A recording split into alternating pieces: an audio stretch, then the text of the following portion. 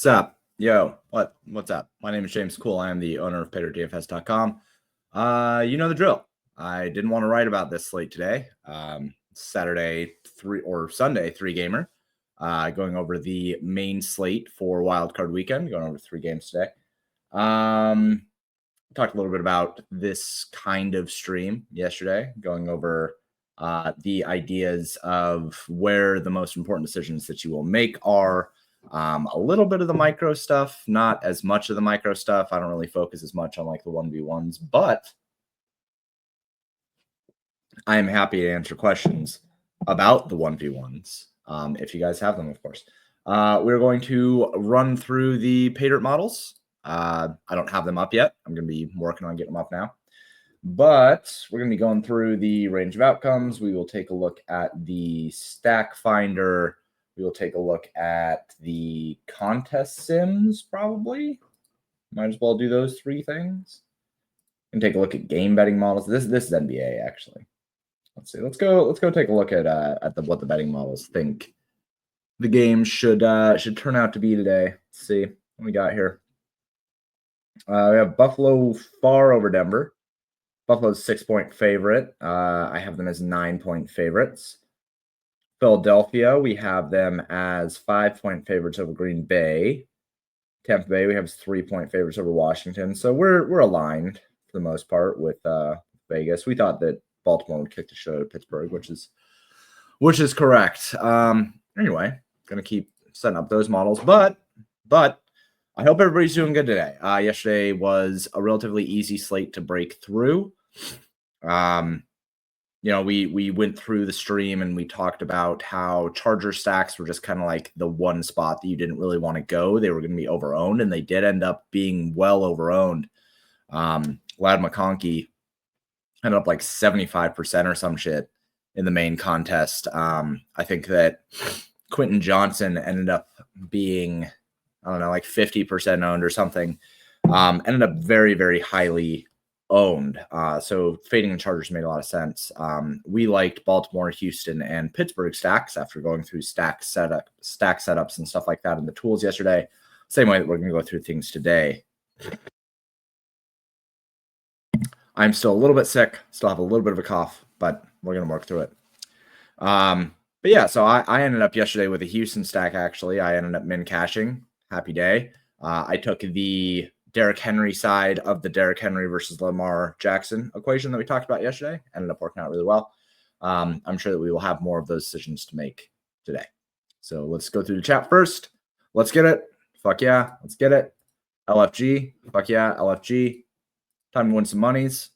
But I'd probably, man, I hope so. I have not had a good NFL season. I think maybe I cashed 1 main site, 2. Not sure. I did okay in Showdown, but didn't do great in main sites. Yesterday you showed Russ as leverage stacking tools. Can you show today's leverage when you get a chance? Yeah, of course. We'll go through this. We'll go through the slate the same way that we did yesterday, using the tools for the 3 gamer today. James, I full fade QJ yesterday. So I only played 1 lineup yesterday. Like I said, I'm feeling a little bit sick, and I'm not feeling at super capacity right now.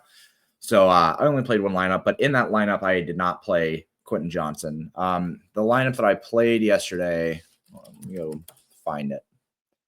Oh, of course, I have to log into DraftKings, all these things. Man, fuck 2-factor authentication. I understand why it's there, but like, I do not like dealing with it. Let's go see what lineup I played here.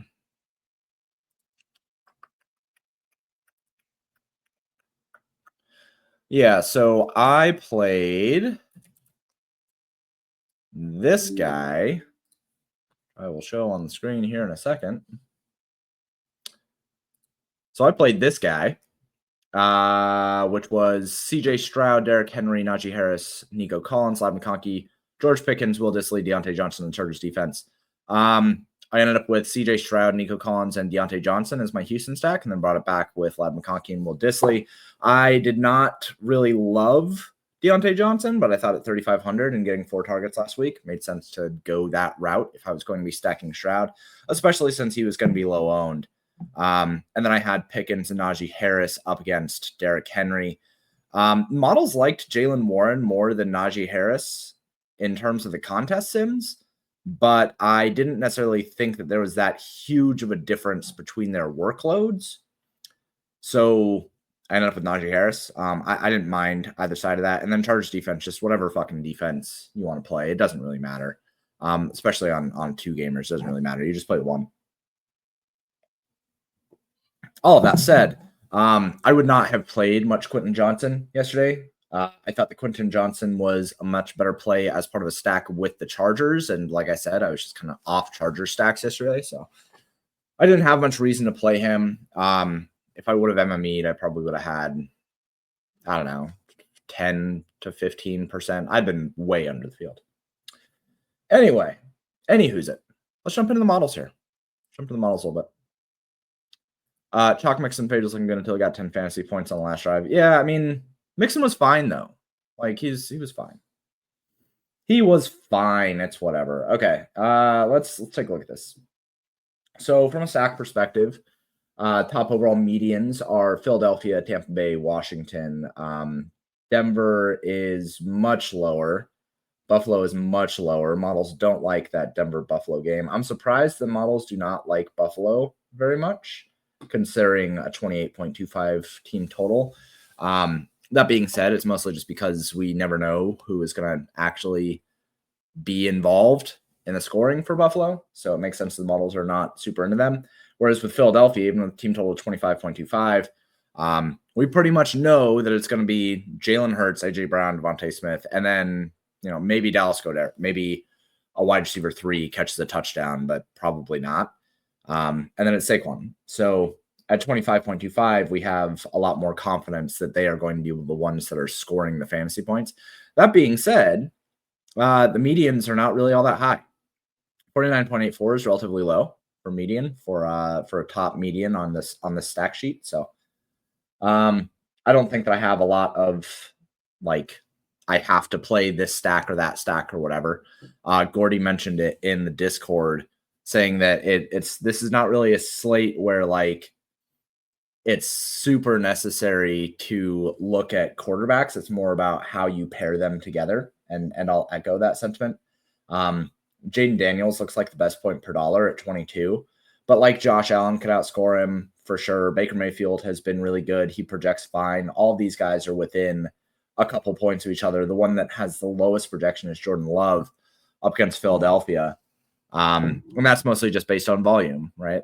Green Bay has been much more rush heavy in the second half of the season. So we're just going to continue with that assumption. One of the best props on the day was under 30.5 passing attempts for Jordan Love. He's been under that mark 90% of the time, I think, in the second half of the season. And I was able to find 32.5 over at MGM. So I feel pretty good about that one. But that being said, when we look at quarterbacks here, Jaden Daniels, you probably skinny stack, right? With one player. Josh Allen, you probably skinny stack. Jalen Hurts, you probably skinny stack. Bo Nix, you probably skinny stack, right? You're not likely to be double stacking with any of those 4 guys. The only guys that you really feel good about double stacking with or triple stacking are Baker Mayfield and Jordan Love. So from a quarterback perspective, I mean, it's mostly we just got a bunch of rushing QBs here and 2 guys who we actually want to stack with. And that makes our decisions a lot easier from a stacking perspective. It kind of makes it so that set of choices doesn't really matter. So similar to what we were talking about yesterday with Lamar Jackson versus Derrick Henry being a really important choice, I would say that who you pick at quarterback is not really an important choice on this one. There are going to be much more important choices. One of those important choices is going to be Bucky Irving, who I expect to be by far the highest owned running back on the slate. I have him at about 90% owned. I think he probably comes in somewhere around 80 to 90% in most fields. Followed by Saquon Barkley and then James Cook, then Austin Eckler, Josh Jacobs. It goes way down after that. But we expect Bucky Irving to be really, really highly owned. It's funny that small field owned is 122. I should probably go fix that. That's a bug. But at 90% owned, I expect him to be the major decision that you're making. And on top of that, it's not even necessarily just about Bucky Irving, right? It's more about Bucky Irving versus Tampa Bay stacks. So while we don't necessarily think that quarterback decisions are really that big of a deal, what we do think is a big deal is how they are valued by the field against the running backs that are valued. All right, so Bucky Irving at 90%, if you fade Bucky Irving and you play a Tampa Bay stack, what you end up doing is not only gaining a lot of direct leverage on Bucky Irving, but a lot of indirect leverage as well. So that's a major leverage point. Probably the most important decision on this slate is what you do with Bucky Irving. And I think that you relate that against what you do with Tampa Bay stacks.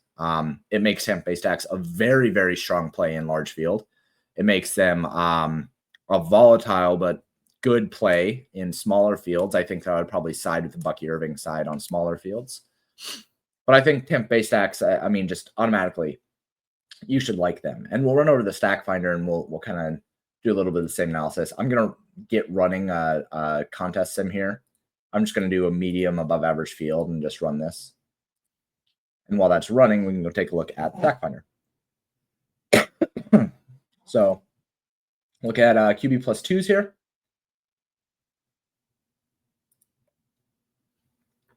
On stack analysis. So what we have is Philadelphia, Tampa Bay, Philadelphia, and then Denver, Green Bay.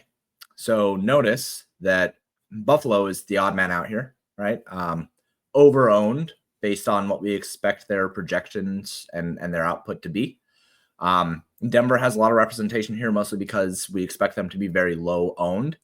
I mostly expect... It's not necessarily Bo Nix. I think that Bo Nix is going to have some ownership, but I think that these three-man combos are going to be very low-owned. Excuse me. So Denver is kind of in the same position as Pittsburgh was yesterday, just lower-owned and has decent projections. So I think you definitely consider them. The other thing that I think you really have to consider is Philadelphia stacks. People are likely not going to be on a Hurts, AJ Brown, Dallas Goedert stack. People are more likely to play Saquon. People are more likely to play, Josh Allen. People are more likely to play Washington stacks. I think that people are going to be really low on Philadelphia stacks in general. I don't think that Baker ends up the first or second highest owned QB. No, I don't.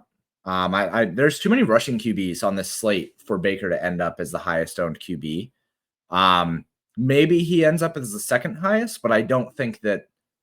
I don't think that people are going to play that much of Baker with Bucky, and that's going to lower his ownership. So I think that when people look at, the range of outcomes, right? I think that people are going to look at Baker Mayfield, and they're going to start with Bucky Irving, and then they're going to look at Baker Mayfield versus Bo Nix, and I think that they are more likely to end up on, Bo Nix or Jaden Daniels for $700 more if they look at Bucky Irving as the one that they want to use. Like the field is still really bad at reconciling playing quarterbacks with running backs, especially running backs that don't have like a receiving role. And Bucky Irving does catch targets out of the backfield, but that's typically not his role. So I think that when I do my final run, I'm probably going to end up dropping Baker a bit, raising up Bo Nix a bit in terms of ownership. I don't think the Baker Mayfield is going to be that much higher than, I don't think he's going to be more than about 20% owned. That being said, again, like the ownership is pretty even right now. I think any changes that I make probably move Bo Nix up to 10%, move Baker Mayfield down to like 18%, move Jaden Daniels up to 25%, something like that. But I do feel pretty confident that, Josh Allen and Jalen Hurts and Jaden Daniels are going to be the top three, and then Baker Mayfield is going to come in maybe twice as owned as Bo Nix. Not getting Jaden Daniels. I think Jaden Daniels is fine. I think he's fine. I don't have any problem with that. Let's see what the contest sims say. Yeah, contest sims really like Jaden Daniels. So when you run the contest sims on a medium, very sharp field, he's the highest edge, has the highest exposure, 47% in win rate or 47% exposure in winning lineups. I think that he ends up being somewhere in the 25% owned range, maybe a little bit higher, but not too much higher. And then you have Baker Mayfield, Josh Allen, Jalen Hurts, Bo Nix. So, yeah, I think that Jaden Daniels is a fine play. I think you do end up having to pair him. I'm pretty sure the contest sims are going to say Zach Ertz is a really good play. Yeah, he's fine. He looks like an okay play. Let's see. Ooh, Olamide Zacchaeus. That's interesting. Terry McLaurin. Yeah, I mean, there's a little bit of edge on these guys, but it looks like ownership is mostly efficient outside of Jalen McMillan, who's going to be really highly owned. And, maybe Jalen McMillan should be highly owned, but I also think that people are maybe a little bit too high on Jalen McMillan. Do I like Josh Allen? Absolutely not. No. I hardly ever play quarterbacks by themselves. And here's the reason why. So, when correlation is an undervalued thing for the most part in DFS, but especially when it comes to quarterbacks, quarterbacks with their wide receivers have a 0.4 correlation coefficient for wide receiver 1. And while I understand that we have seen instances where Josh Allen ends up nuking and does not utilize his wide receiver 1 or wide receiver 2 or whatever, we have to also recognize that if he's had 5 ceiling games and in 4 of them, it was just him nuking and it wasn't with any of his wide receivers or whatever, that's still only 4 instances. A sample size of 4 doesn't fucking mean anything. It doesn't mean that we should ignore the correlations that we have. More often than not, he's going to bring along at least 1 player with him. Now, if he spreads it out, then, whatever. But especially on a 3-game slate, you don't necessarily need Khalil Shakir to put up 30 fantasy points to be valuable in a stack with Josh Allen. You just need him to put up more fantasy points than the people that are around him, right? So we'll go back into the models here and take a look at wide receivers. So Khalil Shakir at 5,300. He projects a little bit better than Jaden Reed. He projects, in this range, right? But if he puts up 20, or if he even puts up 15, right? At 15, you only really need him to beat Marvin Mims, Jalen McMillan, Romeo Doubs, Devontae Smith, and then, you have these guys that these guys are on a different threshold, right? So you need him to be valuable in relation to the other prices that are around him. If you look at the overall range of outcomes and you look in the salary distributions here, and you say between 5K and 6K, right? You have that he has to beat Javonte Williams. He has to beat Brian Robinson Jr. And I mean, these guys project for less. You don't necessarily need him to score 20 plus fantasy points on a 3-game slate. You just need him to beat the other guys that would be used instead of him in that spot. And that's where the correlation is so important. With a team total of 28, somebody's going to score 3-4 touchdowns. Josh Allen, even if he scores 3 of them rushing and throws for 1 to Khalil Shakir, that's probably enough for him to beat Javonte Williams and, the other guys that are in that range. Maybe it's not enough to beat Jalen McMillan, but there's a very good chance that you're playing both McMillan and Shakir together, right? So it's just not as much about value. Now, if this were a really large slate, I think you would have, weirdly enough, a better opportunity to use Josh Allen by himself, because there would be more opportunities for other players in the same range to end up beating Khalil Shakir in terms of value and raw output. But on a 3-game slate, there's just not as many instances for wide receivers or running backs to end up beating him on a raw point value basis. Where do I go? Where do you go, bud? Are you playing video games? This is my son, by the way, if nobody has seen Damascus. Damascus, I am streaming right now, bud. Can you go find mom? Are you going to sit there and be quiet? He's going to sit here and be quiet. Okay. So that's my whole thing with stacking. I don't think that I would use naked Josh Allen on this slate, especially on a 3-game slate. I just don't think that the value prop is that bad on any of his wide receivers. That being said, when we look at, say, we can go to wide receivers. Actually, let's just go overall range of outcomes, and let's say that we're looking at Buffalo specifically, right? So if we're looking at Buffalo here, I would be just as inclined to play somebody like Keon Coleman. I'd be just as inclined. Hey, buddy, I'm in the middle of something. You got to play by yourself. I'd be just as inclined to play Dalton Kincaid but I would probably only play one player with Josh Allen. Like I don't mind playing just a skinny stack with him because I do think that he is going to be asymmetrically responsible for the scoring of his team. But I do think that it's very likely that at least one player catches a touchdown. And based on the pricing here and based on the fact that we don't need a huge value from these players, I think it's worthwhile to pair him with one. So, but I would not feel inclined and forced to play Khalil Shakur at 60%. I'd be fine playing Keon Coleman or Dalton Kincaid or even James Cook. James Cook can catch passes from Josh Allen, right? So that's how I look at that. Let's see. Bo Nix is in that stack today like Russ was. I mean, he's fine. That's fine. Yeah. Contest Sims really like him. He's accessible at 7,500. I don't think there's any problem with having him. And he does allow you to have access to the other guys that are interesting on this slate at running back. And that was the other thing we talked about yesterday is how you designate your running backs away from the stacks that you have. You can certainly use Austin Eckler with Jaden Daniels. But I think that you would likely be better off saying James Cook is in a game where they're implied to score 28 points and pairing him with Jaden Daniels and using him and Bucky Irving together and just eating a lot of chalk there. That's mostly how I would look at running backs here. I think that Bucky Irving is a really good play. I think James Cook is a really good play. I think Josh Jacobs is a really interesting play if paired with the Green Bay defense. I'm fine with that. But Josh Jacobs is certainly game script dependent. So I would be apprehensive about using him without the Green Bay Packers defense, right? That would feel a little bit bad. And I certainly would not use him with Jordan Love. The Birtle clothes? Yes. Oh no, not the Birtle. Okay. Dad? Who are the Sims? Hey.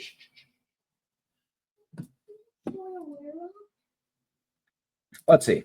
So who are the Sims' favorite low-owned running backs? Josh Jacobs, Saquon Barkley both look undervalued. Josh Jacobs at 15% projected ownership. That's probably about right. I'm the one streaming, not you. You don't tell me to be quiet. You can go if you want to tell me to be quiet.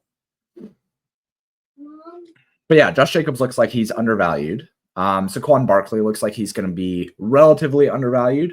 The edge is still there, but he is projected to be pretty highly owned. So main two decision points are Bucky Irving and the Eagles stacks versus Saquon. Yeah, I think so. I think that sounds right. I think that the big thing really is that it's just Bucky Irving versus Tampa Bay stacks. I think the Tampa Bay stacks make for very good plays. I think that if I was focusing specifically on any stacks, it was going to be Tampa Bay and Washington. That's the game that I'm going to like the most for sure. Just because I think that it, especially if you end up going with a Tampa Bay stack and then utilizing comebacks, or if you go with a Washington stack and fade Bucky Irving and make it so that it's a very like pass game centric game. I think there's just a lot of ways to attack that Washington Tampa Bay game where you don't end up playing Bucky Irving. If you do want to play Bucky Irving, which I think is fine, he's a really good play. I think that you just have to do it in an interesting way. I think that you have to look at, where am I going to gain the most value at quarterback? You probably end up wanting to stack Green Bay if you want to use Bucky Irving in large fields, just because I think that, that they'll be Green Bay stacks are going to be the lowest owned by a long shot. And I think that, that game has plenty of upside to go off, especially with no Christian Watson. Like the Green Bay receiving core is a little bit more condensed, like it's a little bit easier to stack. The Philadelphia side, we know who the main players are there. And Jordan Love is cheap at 5,800. So I would say that Green Bay stacks with Bucky Irving probably make the most sense in large field. In small field, I'm probably going to just end up going with Jaden Daniels or with Baker Mayfield and just getting away from Bucky Irving. It's hard for me to eat Bucky Irving at really high owned. Asime is out. Yeah, I saw that before I started this. I just didn't have time to go fix it. It's mostly inconsequential. Like you're not using Tyler Batty or Beatty or however the fuck you pronounce his name. You weren't going to be using Audric Stein, really. Maybe you were, but it's mostly inconsequential. But I will fix it after I am done with this stream. How about a game stack Washington, Tampa Bay with Bo Nix? I don't know. I mean, I guess that's fine, but I think I'd prefer to just go all in on one game and hope that that's the game that ends up crushing. It's hard for me. I don't know. If I were going to do that, like, how would I do it? Let's go to the quick builder here. I would use Bo Nix, and I would use stop telling me to be quiet. I would use Cortland Sutton, almost for sure. I would bring it back with, man, I don't know if I'd bring it back with Shakur. Maybe I would. I'm not sure. I would use Bucky Irving, probably. I was going to be going to Bo Nix stack. Bring it back with, and probably Terry McLaurin, I guess. Would use Zach Ertz. Then, yeah, I don't know. It feels weird. It feels weird. You would have to go Saquon Barkley. And if you're going to go Saquon, you're not going to use the Green Bay Packers defense. Yeah, this feels really, really weird. I don't think that I necessarily like going with that kind of a stack. I much prefer doing something like this where we end up starting with I kind of like the idea of a Green Bay stack here. Starting with Jordan Love, going with Jaden Reed, bringing it back with AJ Brown, going with Tucker Kraft. And then here we can use Bucky Irving and we can use James Cook, right? Because that, really high implied team total. Bucky Irving is going to be really high owned. We're fine with both of those things. We can end up we could go the Buffalo Bills, or we could go with the Tampa Bay Bucks, right? And then choose, somebody like Zacchaeus, maybe. Oh, do we want to go with Zacchaeus? Who can we use here? I guess we'd probably want to bring it back. Well, who do we want to use here? Wouldn't want to use Saquon. We already have AJ Brown. I guess you could go Cortland Sutton, and that gives you 4,100 to use. Who's 4,100 that we can use here? Sort this by 3x. We want to see all the games. Who is 4,100 that we can use here? Dallas Goedert, I guess. Yeah, I guess that works. That works. Okay. So this is probably the way that I would do things if I was going to stack Green Bay.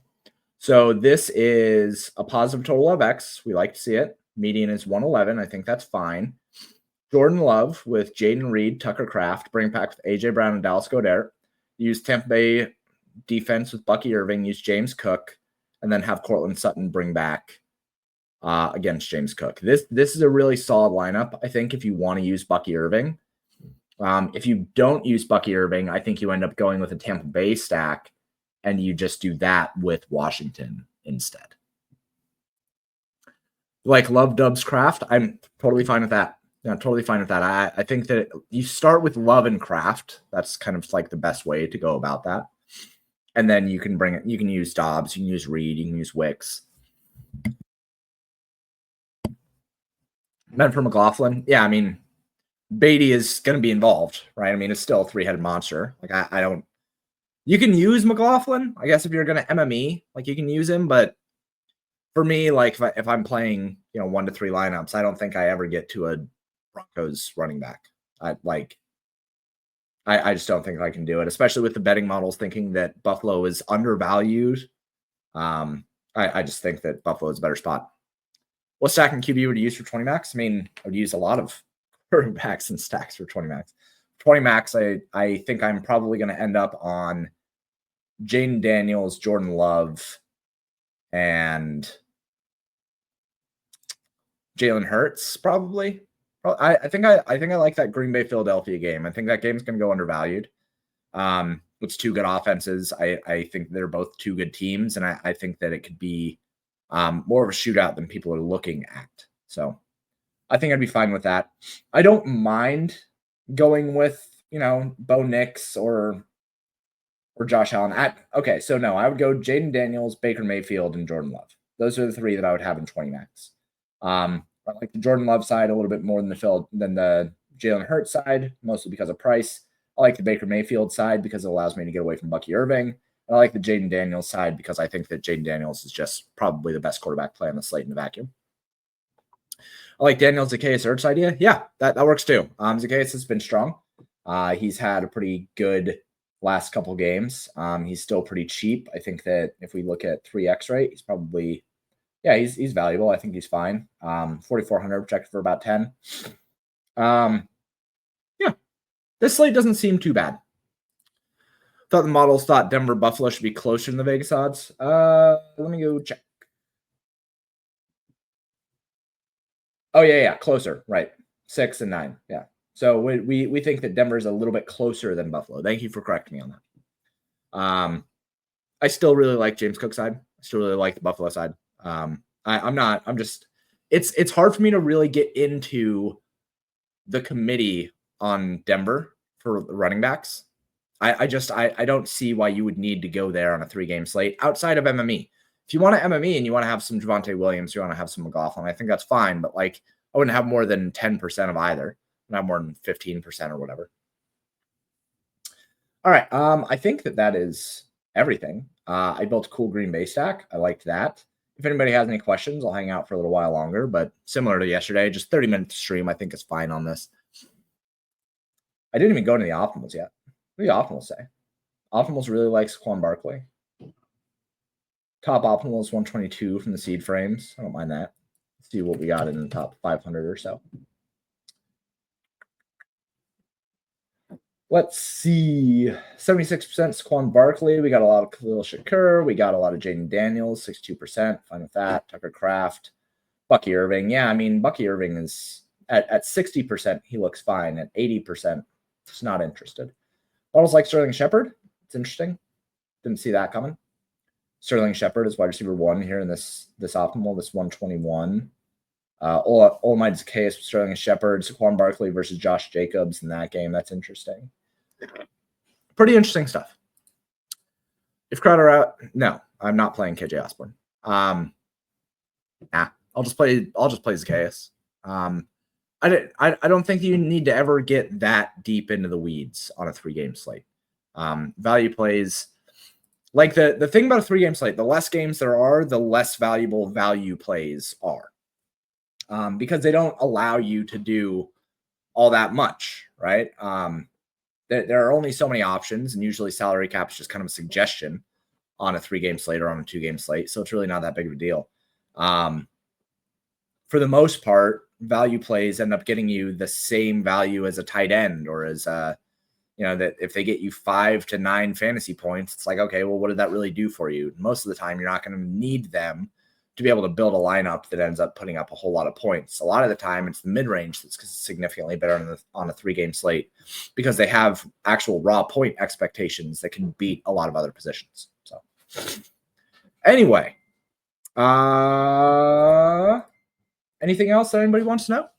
Anybody else got anything else? I'll go pull up some things here really quick.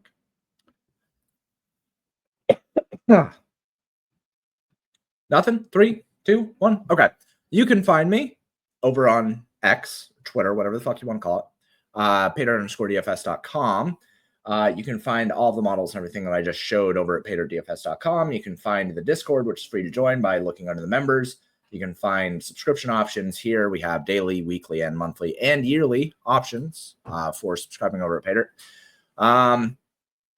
Appreciate you guys tuning in. Any thoughts on using B-Rob? I mean, it's fine, right? Like I think I have overs on his receiving yards, but I don't like if I had a single lineup, there's no way that I'm going there. If I have a single lineup, I'm probably going to use Eckler instead because he has the receiving role. But I think B-Rob is probably the exact same play as Javonte Williams. It's probably fine. And it's fair leverage off of, Daniels and Eckler, like you said, and off Bucky Irving to some kind of extent. But I can't imagine a world where I would play him if I had one lineup. Top leverage stack, I already talked through it, man.